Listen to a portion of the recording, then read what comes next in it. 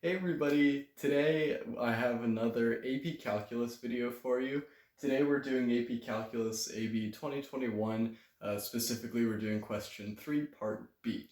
So in this question I'm focusing on part B, but first we need a little bit of context for what's going on. So a company designs spinning toys using the family of functions y equals cx times the square root of 4 minus x squared.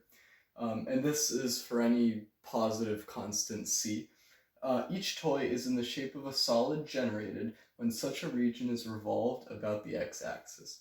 So over here, this is our function. So here's the x and y axis, and this is our function y.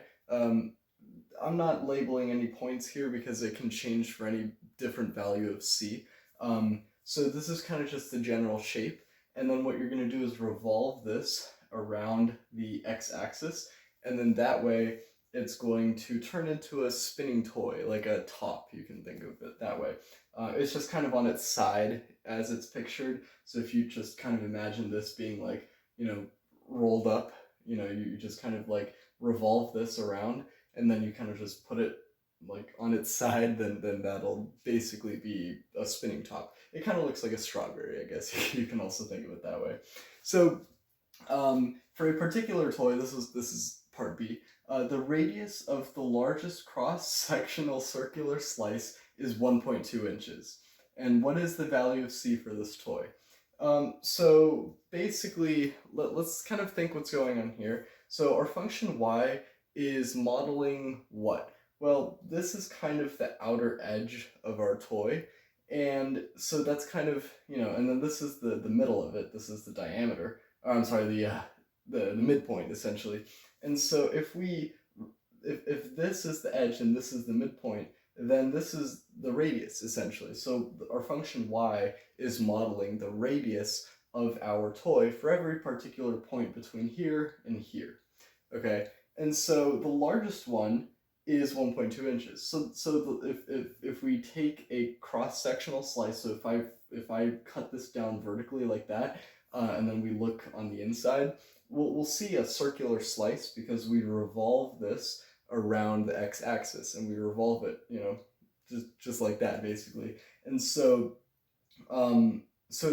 basically the largest slice, which probably is like about here, is going to be 1.2 inches for the radius. Actually, no, it's that's actually, yeah, that is the radius. Sorry about that. So the radius of this is 1.2 inches. So we need to find the value of c for that particular toy. So let's do it. They also gave us what dy over dx is, so our derivative of y. I don't know if that was just because for time-saving purposes, because we can find it fairly easily. It's not that hard of a derivative to compute.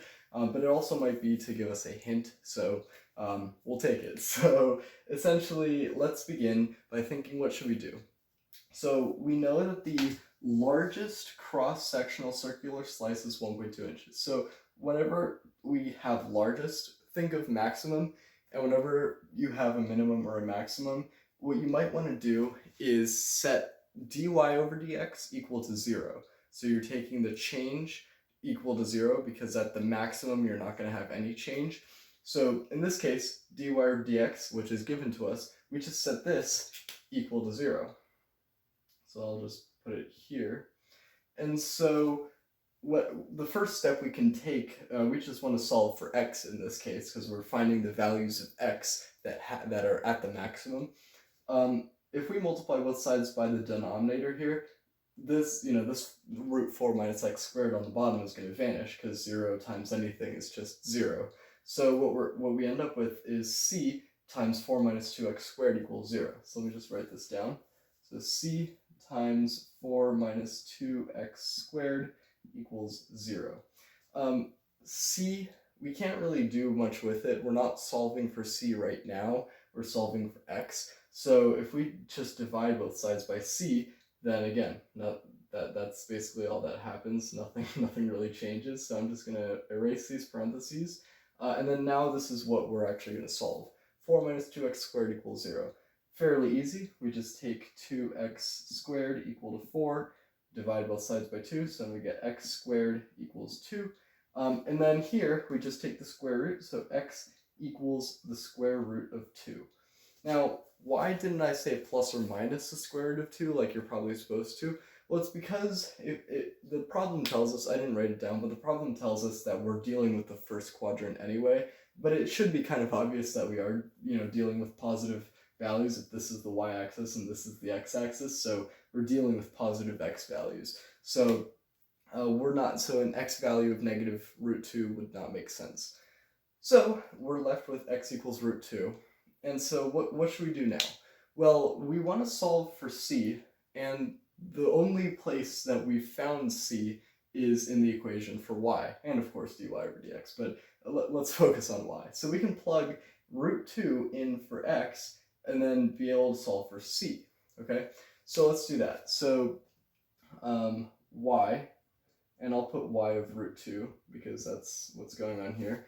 So it's going to be c times x, which is root 2, multiplied by the square root of 4 minus x, which is root 2, squared.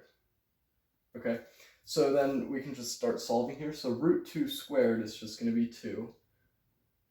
So let me just erase that. So then we have the square root of 4 minus 2, which 4 minus 2 is also just 2. So we can simplify this fairly easily.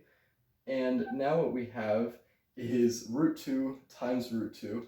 So we get that y of root 2 is equal to 2c. Okay, because root 2 times root 2 is just 2. So then that's 2c. But what else can we do? Well, notice that this, remember, y models our radius, and 2c, so that means 2c also models our radius at that particular point, which happens to be the largest cross-sectional circular slice, which is a mouthful to say, but whatever. And remember, we're looking for the value of c for this toy at that particular slice. So we know that we can basically set this equal to 1.2 because, that's the radius. The radius is 1.2. This models the radius, so 2c is equal to 1.2. And that tells us that c equals 0.6, and we're working with inches, so I'm just going to put inches. So that is our answer.